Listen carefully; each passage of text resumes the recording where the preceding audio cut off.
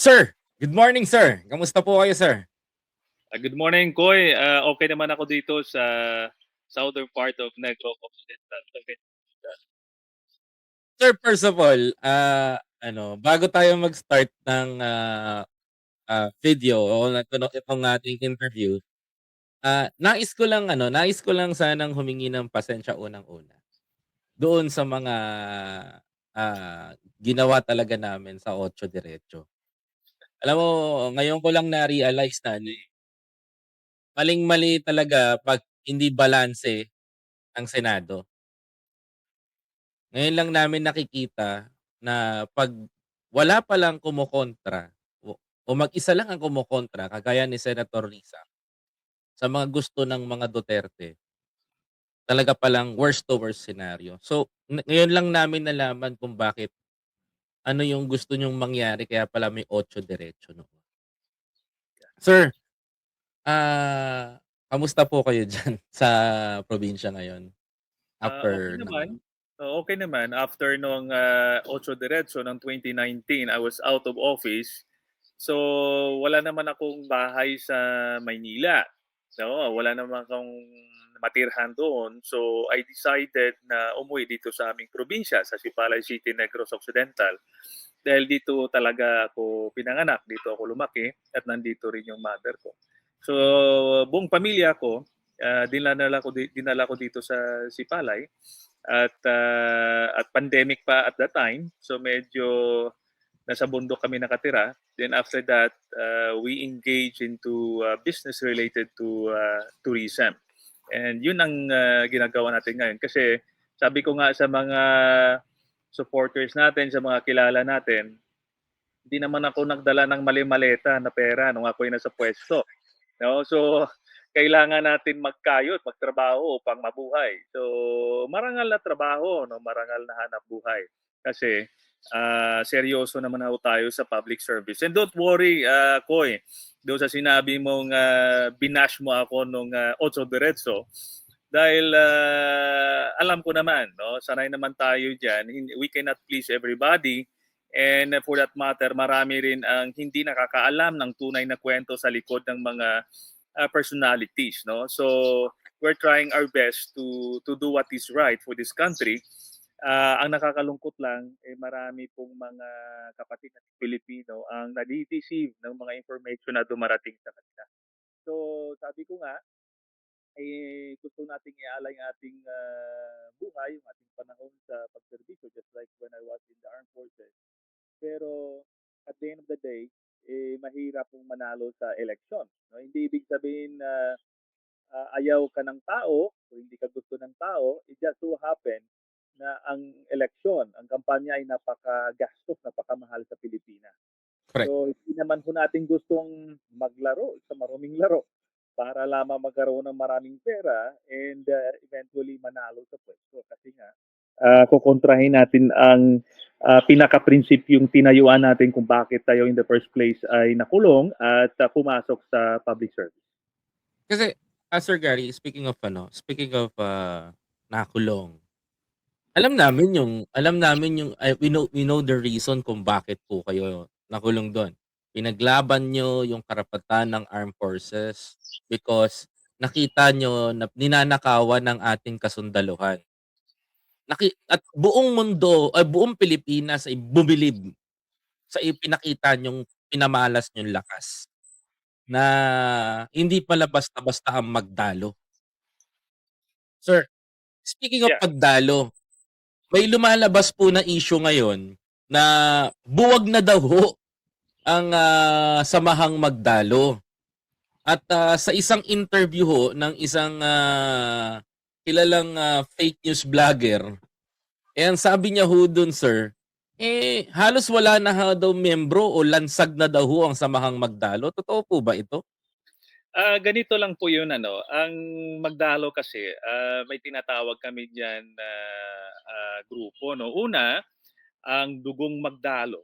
Ito yung mga orihinal na sumama sa pag-aklas noong 2003. So Hmm, tinatawag nating dugong magdalo 'yon, no? So dito sa dugong magdalo, naintindihan natin may mga bumaligtad diyan. no? Yeah. Nag-iiba ng landas, no? Pero kami naman as much as possible, hindi naman ho kaming maingay sa pagkondena kung sino man yang bumaligtad, no? In fact, yung iba pinagkanulo kami, pero hindi na ho kami maingay doon kasi alam ko magkasama kami sa laban. Actually, ang sinabi nga namin noon na we will survive yung pagkakulong, no? Pero importante ang policy natin, maghihilaan tayo pataas, no? Correct. Pero bawal yung aapakan yung isa para umangat ang isa, no? At our expense. Nangyari naman yun sa loob ng kulungan dahil may bumaligtad at our expense, no? Naibenta kami kay Gloria Macapagal Arroyo. But nonetheless, Correct. alam kong mahirap ang laban at hindi naman namin nakondena at marami doon ay nag-reconcile naman kami na. Ngayon, pagdating dito sa Dugong Magdalo na 'to, marami na ring wala talaga, no? That is the process of an organization dahil may weeding process mga medyo hindi gano'n kalalim yung paniniwala o pag-iintindi, maintindihan nating malalagas 'yun. Meron Mm. namang nagdesisyon na magkaroon ng personal at private na trabaho, respetado natin, no? Ang hindi ko lang gusto kasi, yung mga dugong magdalo na ginamit sa propaganda upang kami ay tirahin, no? Correct. Upang siraan kami. Yun ang napakapangit kasi I assure you napakaraming sinungaling sa ganong issue. Pangalawang grupo may tinatawag tayong Samahang Magdalo, no? Mm. So kanina dugong magdalo yun, yung mga orihinal na mga sundalo na sumama sa So yung pag-aklas ng una, Versailles. kaklaruhin ko po sir, yung Opo, una, Dugong Magdalo. yeah, So mga si sundalo yon. Dugong Magdalo, yun yung mga soldier na lumaban nung first mutiny, Yeah, 'di tama ba? yon. Tama yon. Siya yung so kayo yon. So Yeah, yung mga isa, sundalo yan. Ang yung isa itong isa naman, ay Samahang Magdalo. okay, Ang nandiyan Samahang ako eh. Magdalo, yeah, itong Samahang Magdalo kasi ay isang organisasyon, socio-civic organization na itinetag namin nung kami ay nasa loob ng kulungan. So Mm. ito ay nanggagaling sa all walks of life, no? Mga Pilipinong voluntaryo na gustong makilahok sa advokasiyang pagbabago ng Magdalo. No? Mm. Kasi kami ay naniniwala na we don't have the monopoly of ideas, we don't have the monopoly of idealism and nationalism. Hindi naman ho namin kaya lahat 'yon. Dahil ang pagbabago sa ating bansa is everybody's responsibility. Kaya Correct. binukas namin ang aming rank upang imbitahan ang mga Pilipino na sumanib sa kausang pagbabago na ito. So we organize sa mga bayanan, no? Mga local government sa munisipyo, sa city. So may mga chapters kaming itinatag. And in fact, nagpapasalamat ako doon sa aming mga miyembro at mga chapters na hanggang sa ngayon ay nandyan, no, na tumutuloy sa kanilang mga activities dahil alam nila na bahagi ho sila ng kilusang pagbabago na ito. And I must admit na marami din ang wala na dahil ito ay movement. So ibig sabihin ang mga tao ay come and go, no? Kung may panahon siya, kung busy siya, wala siya, understandable. And Mm. napakalaking impact din nung panahon ng ni President Rodrigo Duterte dahil marami pong natakot. Naintindihan ho natin dahil there were people dying on the streets. They were killed, di ba? So Correct. pagka ikaw ay Extrajudicial na-identify, killing. pag na-identify ka sa Magdalo at lalo na kami ang tumatayo laban sa policy ng extrajudicial killing, natatakot Tudasin niya. silang ma-identify sa amin Correct. dahil pag-init din sila, lalo na sa Mindanao. So, noong 2013, may 2 seats kami sa Magdalo Party List. Noong 2016, ay naging isa na lamang dahil we went against Rodrigo Duterte. So ang kalahati po namin ay nalagas dahil sa Mindanao halos natakot lahat doon, no? Pero naintindihan ho natin. So pag sinasabing wala na ang Magdalo, hindi po. Hindi kasi ito walang monopolya kasi ang sino man na magsabing wala na dahil ito ay isang idea, isang kilusan ho ito na nabubuhay lang doon sa isipan at sa puso ng lumalaban para sa ating bansa. So right now, I'm the national president of the Samahang Magdalo. No, in fact, I am the founding president of the Samahang Magdalo.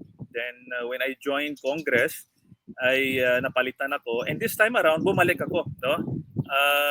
Bilang national president, in one way or the other, ay we want to touch base dun sa mga miyembro natin. And sabihin ko sa inyo po, napakahirap ng pag-organize, lalo na pag limitado tayo sa resources at wala tayong opisina.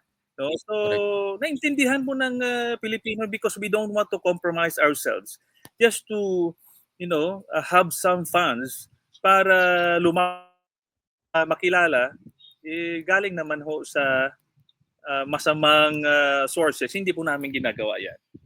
Yeah, I really understand kung paano nyo binuo itong Dugong Magdalo, Samahang Magdalo.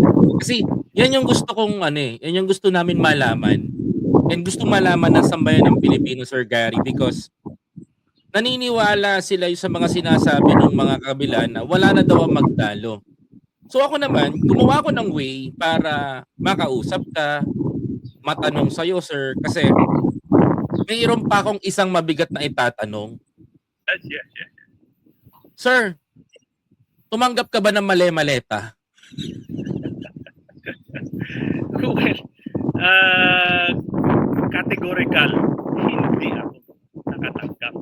At alam nyo, even offering siguro ay alam na rin ng mga tao na hindi ho kayang kaming i-offeran. No? Dahil alam nila na nandito kami just because lumaban tayo sa corruption. So alam na nila na hindi ho tayo masusukulan dyan. Sa simula, medyo may attempt na medyo manuhol dahil alam naman natin may mga racket sa gobyerno. Hindi natin tinanggap yan kasi unang-una,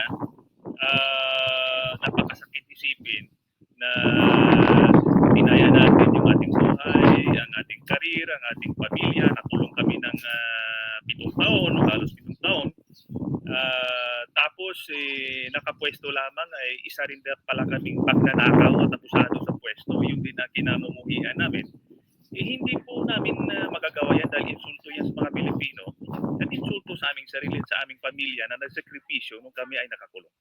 Correct. Hindi ka ba natep na kumuha sa Kongreso noon? Kasi maraming buwaya sa Congress noon eh.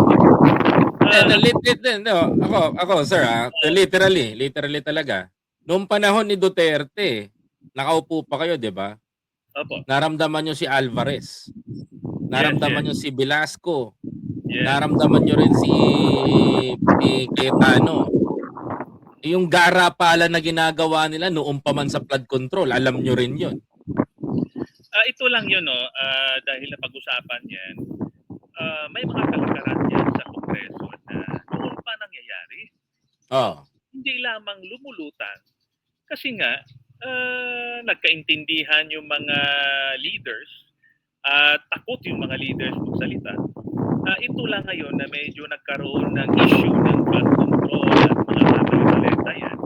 Dahil may malaking dalawang faction na nag-aawayan. So nagbubukayan ng mga baho. Kaya lumabas yan. So gusto ko lang i-emphasize na hindi lang yan ngayon. Dati na yan.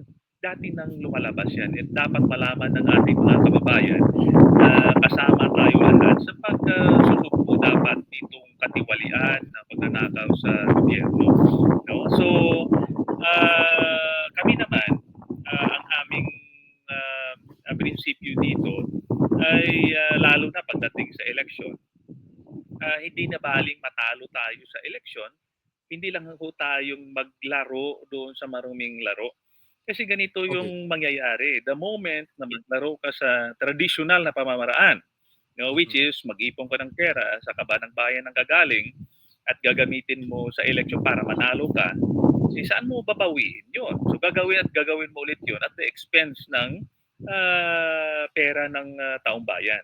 So kahit matalo ho kami, okay lang kaysa maglaro kami sa maraming laro.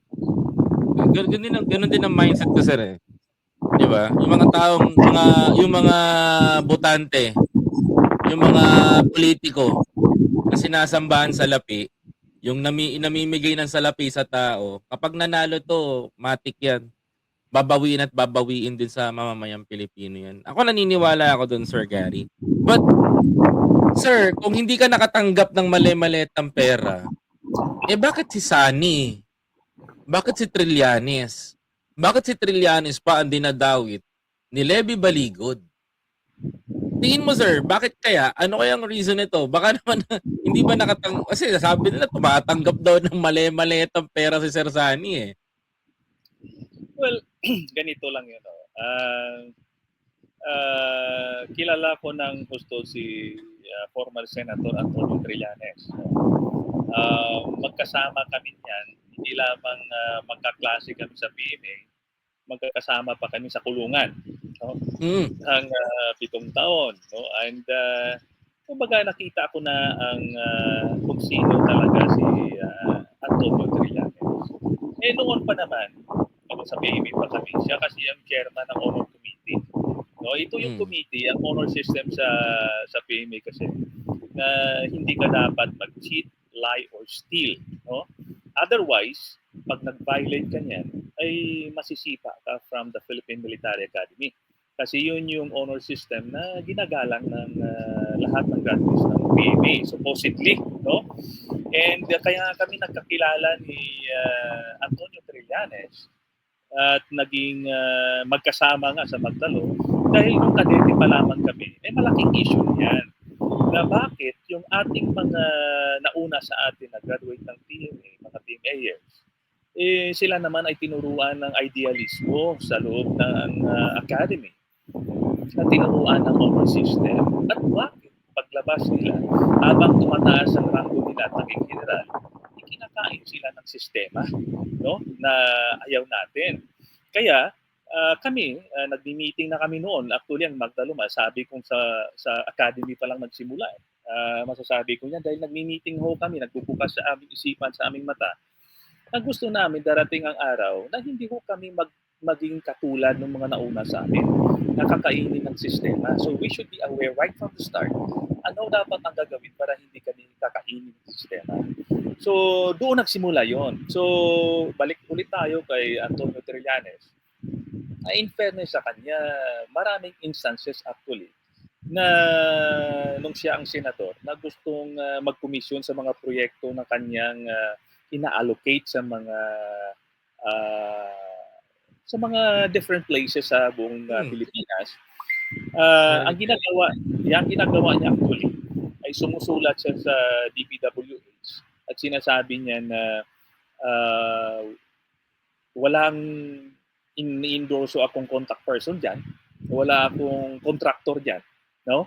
So, para alam nyo.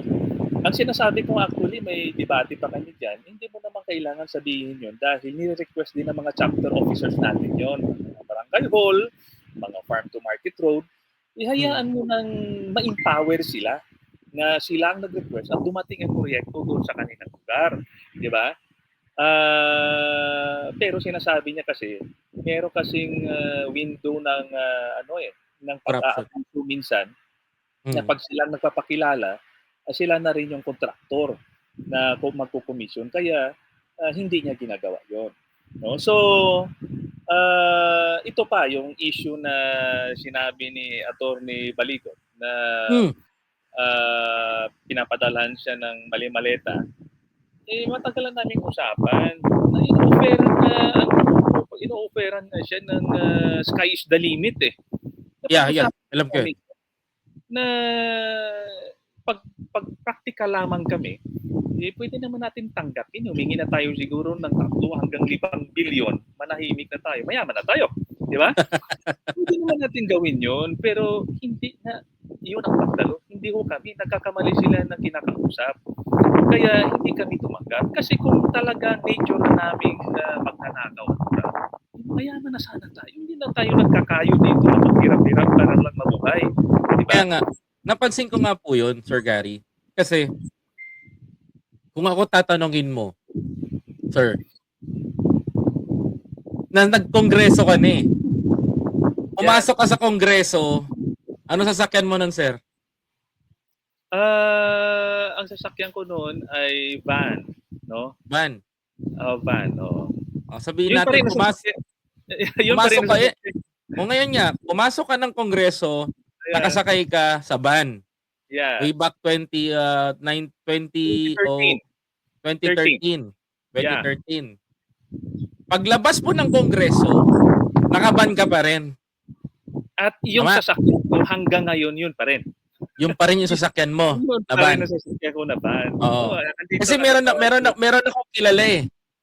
Yeah. Kung Sir Gary eh. Kung may kilala ako eh, pagpasok sa Kongreso, nakasedan.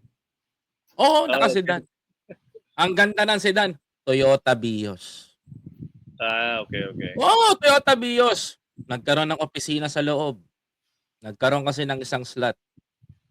Aba, paglabas ng niyabangan ako, Sen. Nakaka-Cadillac. GMC. Imagine mo ganun kagarapal yung ginagawa nila doon. Pero never kang parehas kayo ni Kong Cash Kabutyan. Yeah. Dalawa kayong hindi nagpayaman sa sa Kongreso eh. Pero some of the congressman ngayon, meron silang lavish lifestyle. Kaya nga nagtataka ako, sabi ko, nagtiyaga to dyan sa probinsya. Yun din nga, makat ko lang, no, mahihiya ho tayo sa unang-una personal sa aming pamilya. Kasi alam namin naghirap ito nung kami. Pangalawa sa taong bayan. Kaya mahihiya ho tayong sumusulong tayo ng pagbabago. Isa ho tayong kawatan. And I tell you, hindi ka talaga yayaman sa Kongreso. Kung hindi ka magnanakaw o mayaman ka na talaga. Kaya nga yung medyo nasira yung sasakyan ko, pinapaayos-ayos ko lang. Naghahanap na ako na pwede ba akong bumili ng bago, maglo-loan ako, no? Parang nakakalungkot isipin na sabi ko manghiram na lang tayo kay Diskaya, maraming sobra yung sasakyan.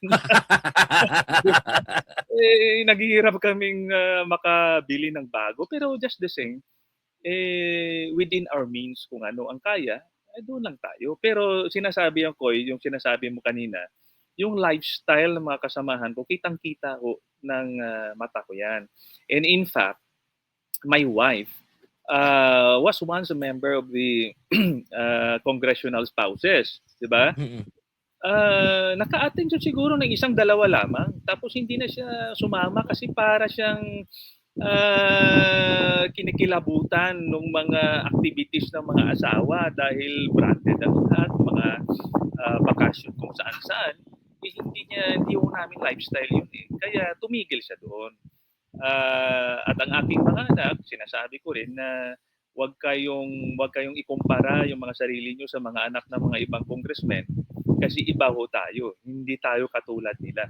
And discourage namin ang aming mga anak na wag nilang sabihin sa mga teacher nila, sa mga classmate nila na congressman ang kanilang tatay. Kasi iisipin nila kaagad, mayaman tayo. Yun ang perception. Bakit mayaman? Kasi nagnanakaw sa gobyerno. Correct. Sir, matanong ko lang din sa'yo.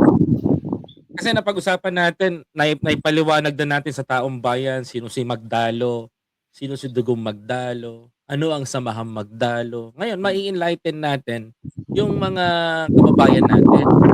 Kasi sinasabi nila, klarong-klaro na tayo ay hindi buwag. Tayo ay lansag at hayagang nagpapayag sa tao na andito po ang Magdalo. Ang Samahang Magdalo. Ngayon, sir, anong connection mo doon sa bumaliktad na Magdalo na sinasabi niya na marami siyang issues na sinabi tungkol sa Samahang Magdalo? Sino ba tong tao na to, sir? Can you explain, sir, para maunawaan namin? Nakaharap mo ba siya? Nakasalamuha mo ba siya? Nakakatabi mo ba to sa selda? Nakakatabi mo to sa kulungan? Ang binabanggit mo siguro ko itong kasama doon sa 18 na Marines, no? Opo. Kasi banggitin ko lang sa inyo, marami na rin mga dating Magdalo ang nagsasalita ng negative sa amin, no? Pag bumaliktad na sila, sisiraan na kami, no? Hindi ko din yung mga pangalan nun dahil ginamit din sila ni Rodrigo Duterte nung panahon ni Rodrigo Duterte para siraan kami, no? Mm. Nakakalungkot 'yon dahil So unang-una ibig hindi na sabihin, sir, way back yung lalaki na yan, ito first time malalaman ng ano 'to, ng channel ko 'to, sir. Yung lalaki na nagsasalita sa 18 Marines, lumabas na rin pala 'to nung panahon ni Digong? Actually hindi. May mga May ibang mga iba. pagkakataon na iba 'yon. So gusto ko lang banggitin 'no, sige dahil dito na tayo dun sa isang, sabihin na natin ng pangalan 'no, si, Hmm, Sergeant Manalansan, si Walter 'no. Ito kasing background mo sa grupo ng Magdalo bago mm, nagkaroon ng, 2003 Oakwood incident. Ako kasi ang, coordinator ng, grupong Marines 'no.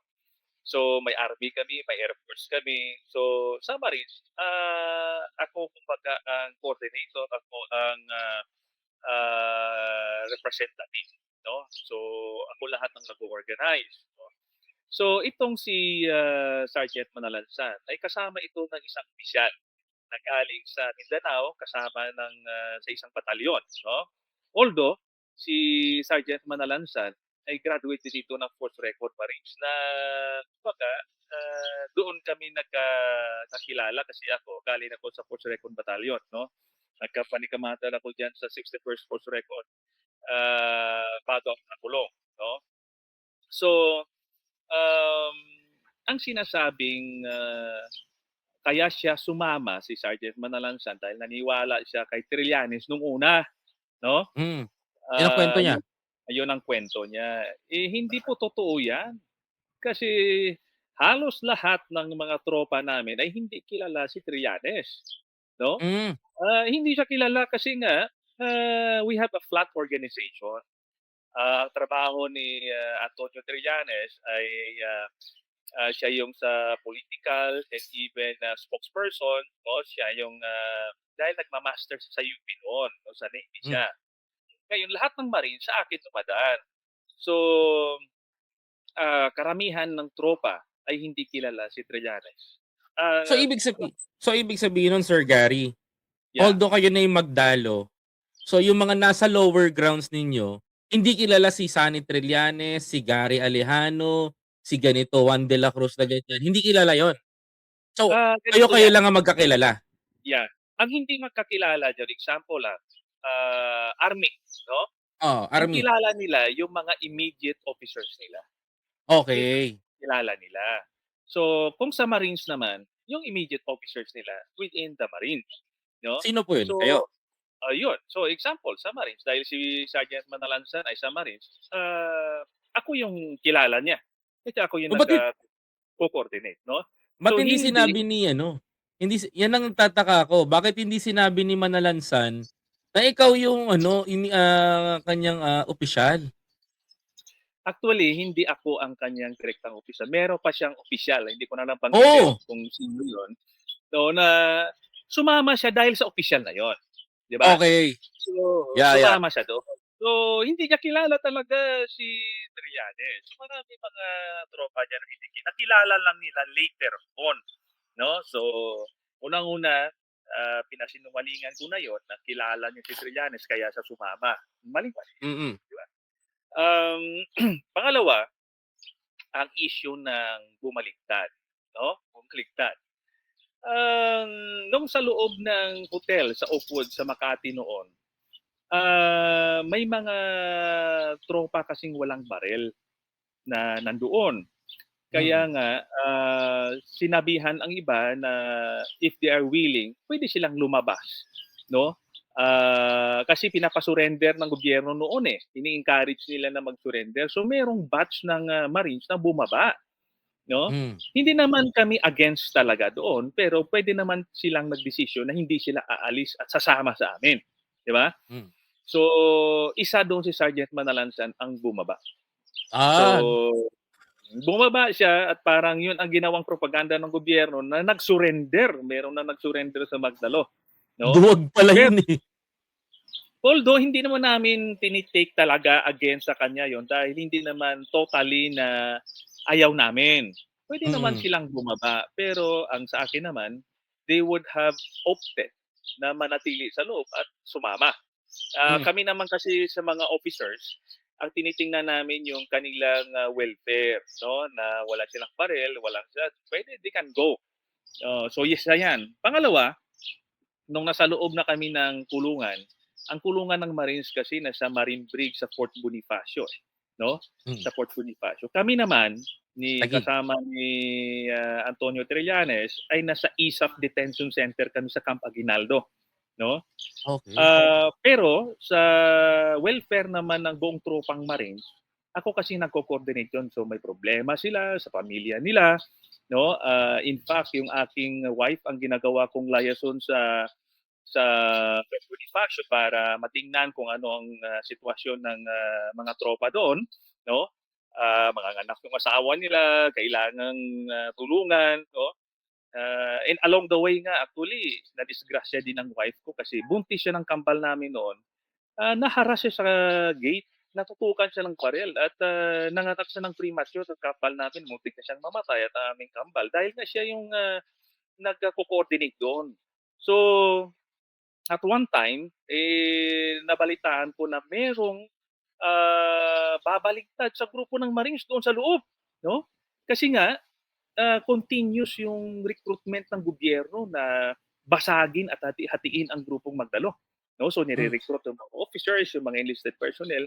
So merong babaligtad doon sa grupo ng Marines. At alam niyo, very coincidental. 18 din sila, no? 18 din ang babaligtad at that time. At isa doon sa babaligtad ay si Sergeant Manalansat, no? Okay. Kasi kasama rin siyang babaligtad doon at ang sinasabi ko dini-discourage ko sila na huwag niyong gawin yun dahil ginagamit lang kayo para sirain ang grupo and wala kayong makukuha diyan. Lalabas din tayo lahat. Pero they opted to sign an affidavit, no? Na kumbaga, hindi nila alam 'to, nalinlang lang sila, no, para lalabas sila. So nabansagan namin silang 18 roses, no? 18 roses 'yan. At alam na alam ng grupong Magdalo kung sinong 18 roses na 'yan. So without offense naman doon sa ibang miyembro ng 18 roses kasi nga nagka-reconcile naman kami later on, no? Mm. Dahil alam nating gipit na gipit sila. Pero gusto ko lang i-emphasize na kasama si Manalansan noon sa 18 Roses. Okay? So Oo. pero ang nangyari noon, wala ring nagiging advantage yung kanilang pagbaligtad. Kasi nga, sabay-sabay din silang lumabas ng kulungan, no? Ang mga tropa. At sabay-sabay din silang later on nakapag-avail ng amnesty nung panahon ni President President Pinoy. Pinoy. So ibig Yeah, sabihin nun, walang sir kumbaga binola sila ng gobyerno ni Gloria during that yeah. time, na Mm. sinabi na, "Oh, ilalabas namin kayo, basta pirmahan niyo 'to, bumaligtad kayo, Yeah. ito sabihin niyo sa Mm. media." Gano'n. So nung Yes. nagkaroon ng amnesty si late President, Right. Benigno Aquino, na Yeah. ibinigay sa Magdalo at sa inyo, kasama sila. Yes, kasama sila sa lahat, 'no? So Kasama ibig yung sino mang sabihin involved. lahat sila dun. So walang ginawa si Lahat. Gloria, ibig sabihin. Wala. Ito lang ang ginawa ni Gloria, 'no? Dahil, um, hindi lamang enlisted kasi ang bumaligtad, meron ding ibang bumaligtad doon sa army, 'no? May bumaligtad din at, nag-plead guilty sa kaso naming kudita sa Hmm. RTC. So binigyan sila ng pardon, no? Binigyan sila ng pardon at pinatrabaho sila sa gobyerno. So yun talagang ni-recruit ng gobyerno, tinanggal sa kulungan, pinalabas sila at pinatrabaho sa gobyerno. Pero hindi ito sa 18 Marines, no? 18 Roses.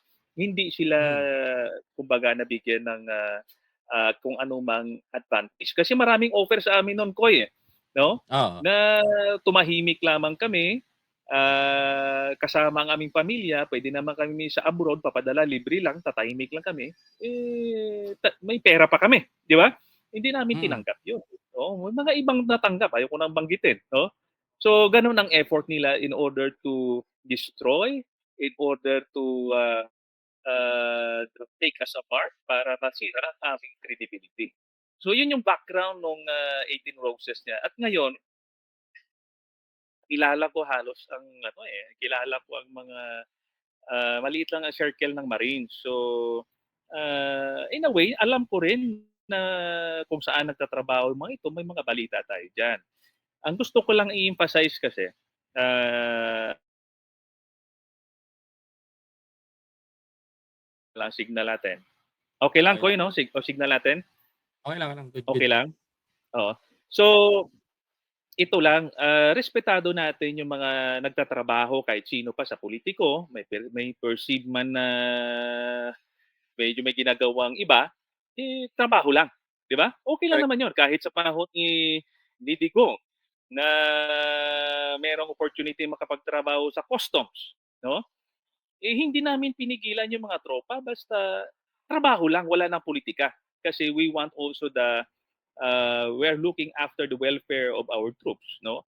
And Mm. in fact, yung mga lumalabas minsan maraming gustong siraan kami na pinabayaan ng tropa, that is not true. Kung merong sinamampalad sila, kanilang option dahil unang-una may amnesty, yung sinabi ko nga. 'Pag nag-amnesty ka, pwede kang bumalik sa serbisyo and yung demotion mo binalik ka rin sa ranggo mong dati. So, at kami, hindi kami lumabas, inuna yung sarili namin. Pinauna namin yung tropa ko tapos 2 taon sila. Kami, huling-huli na kami lumabas, in order to show to them na uunahin namin yung kanilang kapakanan, 'no? So, sa issue naman ng mali-maleta, 'no, um, gusto ko lang ipaalam dun sa ating mga kababayan, lahat tayo galit diyan. Lahat Opo. tayo galit sa mga magnanakaw, sabi ko nga noon pa naman 'yan.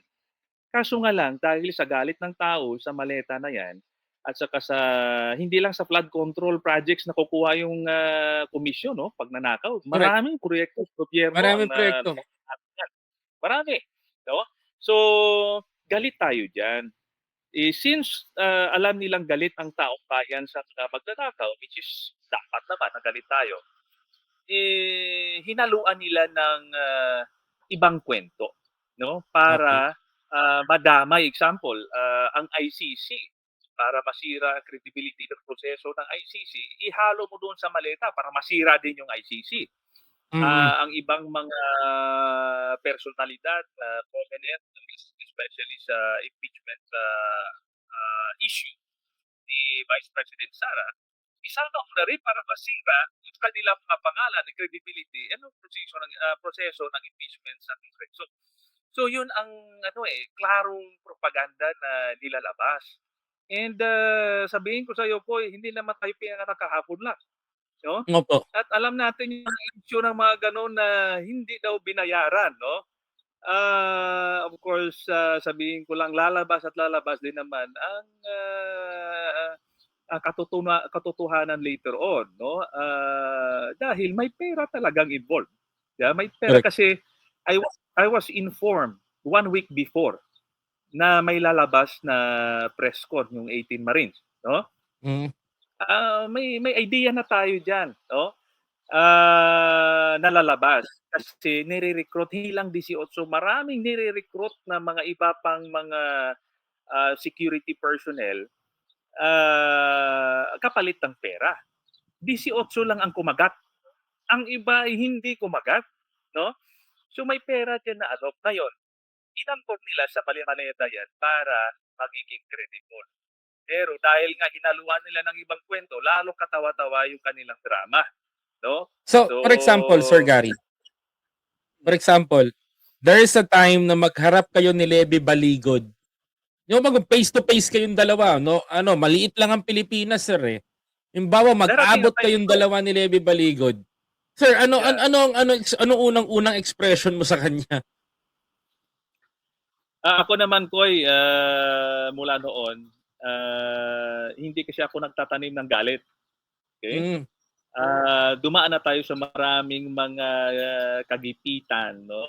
Maraming bugbugan at saka Mm. bakbakan. Dapat matuto tayong huwag panghawakan ng sama ng loob. no? Dahil maaga tayong mamatay niyan at matatalo tayo kaagad dahil clouded yung isip natin, no? Correct. So, kahit na yung mga tumitira sa amin noon at sa akin personal, eh nakakaharap ko rin, no? Sila ni Panelo, nakaharap ko na rin yan, yung mga sekretary ni Digong, nakaharap ko rin. No? So, wala akong sama ng loob. Sa akin, Pilipino tayo lahat eh. Ang ating tinitingnan, ang kapakanan ng ating, wala akong personal sa inyo. Kasi personalin nyo ako, eh, hindi naman ako atas, di ba? Correct. Nung sa Kongreso ay sinabihan ako ng nila ni Manong Rudy Pariñas and Speaker Alvarez na pag ako raw ay mag-file ng information before the International Tribunal sa The Hague, itatanggalin ako sa Kongreso. Eh hindi ko sila inatrasan. Kahit matanggal ako, walang problema.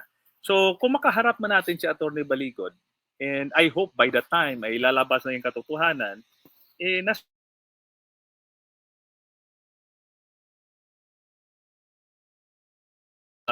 kumbaga magiging apektado sa kung ano man yung Sir, ginawa sir, niya sir, sir, dahil sir, ang Sir katotohanan Gary, yung maghahabol sa kanya. sir, paulit nga ako sir nung salitang 'pag nagkaharap dumating yung time na magkakaharap kayo ni Attorney Baligo. Medyo naputol lang, eh. Sumasama yung ating signal, Signal. no? So okay na yung signal ko. Okey na, okey na. Okay na, Paulit okay lang na. po ako nun sir para marinig ng mga kababayan natin. Sir 'pag Kung nagkaharap kayo pagdating ni ng Attor araw, yan, yeah. pagdating ng So pag araw sir nagkaharap kami magkaharap ni po kayo? Atty. Pagdating ng araw, and I hope by the time ay lumabas na yung katotohanan, Yan. wala naman akong sasabihing masama sa kanya, no? Ang sasabihin ko lang naman ay yung katotohanan. And hindi tayo magpapadala sa sama ng loob whatsoever dahil ang katotohanan yung maghuhusga sa kanya, tama.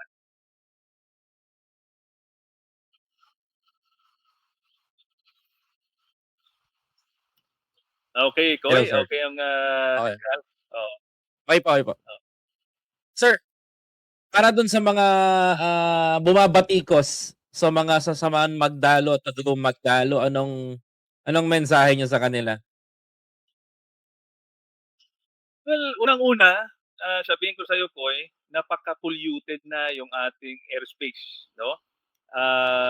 Marami ng mga impormasyon na binabato lalo na sa social media na hindi na natin halos mahawakan. So marami diyan yung hindi alam yung sinasabi at ginagawa nila.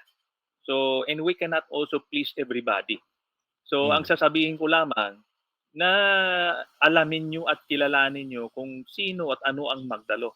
Dahil right from hmm, the start ay totoo po itong tinatayuan yung prinsipyo nito.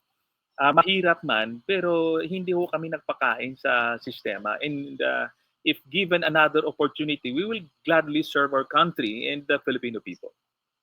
correct. But anyway sir, isa lang po ang, nakikita ko. Oo.